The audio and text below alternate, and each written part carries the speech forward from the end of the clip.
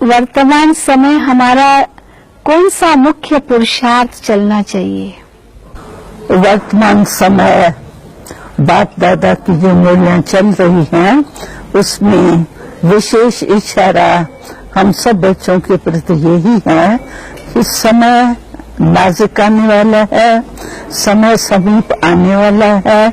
इसीलिए अभी अपने सर्व खजाने जो है वो जमा करो, सभी खजानों का अकाउंट चेक करो तो हमारा कौन सा खजाना जमा हुआ और कौन सा खजाना हमारा जो है वो वेस्ट भी गया।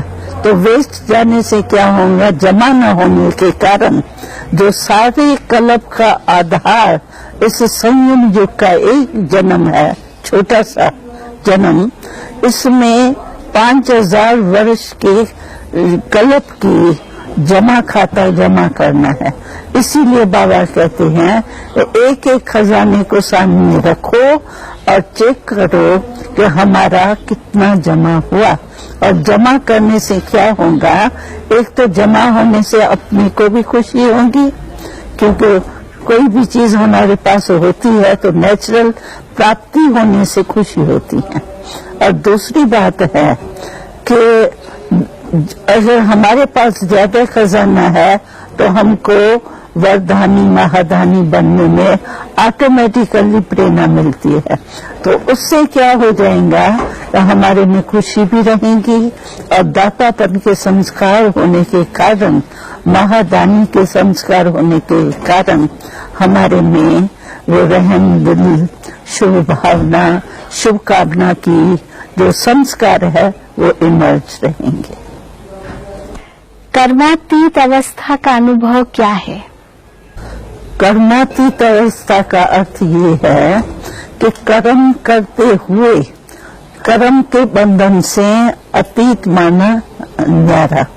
क्योंकि अगर हम कर्म कॉन्शियस होकर के कर्म करते हैं तो उसके बंधन में आ जाते हैं कर्म के।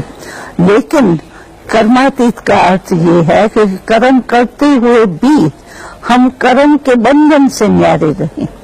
और ऐसा अनुभव करते करते फिर लास्ट स्टेज जो हमारी होंगी तो बिल्कुल ही निराकारी स्टेज प्राप्त होंगी, यानी कर्म के बंधन से, शरीर के बंधन से सेकंड में अपने को न्यारा कर सकेंगे।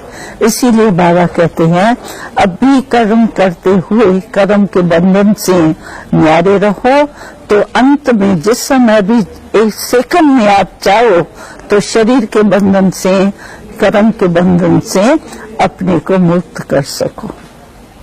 दादी जी, आज जब आप यज्ञ में आए तब आप बहुत छोटे थे, और जब छोटे बच्चे हैं तो दुनिया का कोई ज्ञान नहीं होता है, लेकिन जब आप बाबा के पास आए तो दुनिया से बिल्कुल अलग हो गए। तो आपको दुनिया का आकर्षण नहीं लगा कोई भी, कि आपको ये महसूस नहीं हुआ कि दुनिया में कुछ है और हम उस छोड़ करके यहाँ आ गए? किसी भी बात में जब खींच होती है, जब अप्राप्ति होती है, तो अप्राप्ति का कारण है प्राप्ति की तरफ आकर्षित होना। लेकिन हमको छोटेपन में ही बाप दादा ने इतना प्यार, सुख, शांति, संपत्ति, जो भी दुनिया में चाहिए चीजें, वो सब इतनी दे दी जो हमारे एक जीवन के लिए तो नहीं, लेकिन अनेक जीवन का साधन था। तो बाबा भले छोटे बच्चे थे, ज्ञान इतना स्पष्ट नहीं था, लेकिन बाबा की जो दृष्टि थी, बाबा का जो प्यार था, बाबा की जो पालना थी, उसमें सब प्राप्ति का अनुभव होता था। हमको तो ऐसे महसूस होता था कि हमने जन्म ही शायद यहाँ लिया था, वहाँ पता नहीं कैसे हमारा जन्म हो गया। तो इसीलिए बाबा का प्यार जो है, पालना जो है, और दृष्टि जो बाबा की थी, एकदम जैसे उड़ाने वाली दृष्टि रूहानी बाबा की थी। इसीलिए हमको कोई अप्राप्ति महसूस ही नहीं होती थी। जो बड़े होते या छोटे होते, हमको दूसरी अन्य विनाशी प्राप्ति की तरफ आकर्षण हो। हम सदैव अपने को भरपूर और सर्व प्राप्ति स्वरूप अनुभव करते थे। आप अर्जेंटीना के भाई बहनों के लिए विशेष संदेश क्या देना चाहेंगे?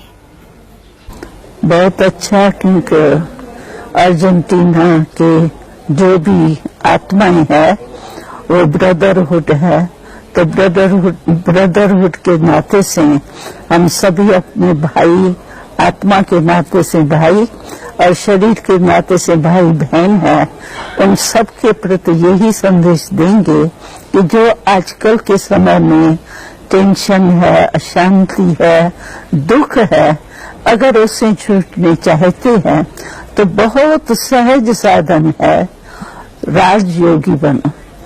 और राजयोगी बनने के लिए शिव बाबा यानी परम पिता परमात्मा, जो हम सबका पिता है, सर्वशक्तिवान है, उससे कनेक्शन जोड़ने से जो अशांति है उसके बजाय आप में शांति आ जाएंगी, दुख के बजाय सुख आ जाएंगे, और टेंशन के बजाय ऐसे डबल लाइट अपने को महसूस करेंगे। जो मानव जीवन का जो महत्व है, जो मानव जीवन में प्राप्ति होनी चाहिए, वो आपको सर्व प्राप्ति का अनुभव होगा। इसके लिए हम सभी भाई बहनों को यही कहेंगे कि कम से कम 3 घंटा 3 दिन ये राजयोग का जो हमारा कोर्स है वो करो। 3 घंटा तो वैसे भी हर दिन में 1 घंटा निकालना कोई मुश्किल नहीं है, 24 घंटा नहीं कहते हैं, लेकिन 3 दिन में 3 घंटे निकाल के अपने कर्म के हिसाब से, अपनी ड्यूटी के हिसाब से कोई भी टाइम आप निकाल के और राजयोग का अभ्यास करो, तो ये राजयोग जो है आपको जो जीवन में अप्राप्तियां है वो सर्व प्राप्तियों का अनुभव कराएंगे, और आप महसूस करेंगे कि वास्तव में अगर जीवन है तो राजयोगी जीवन ही है। ओम शांति।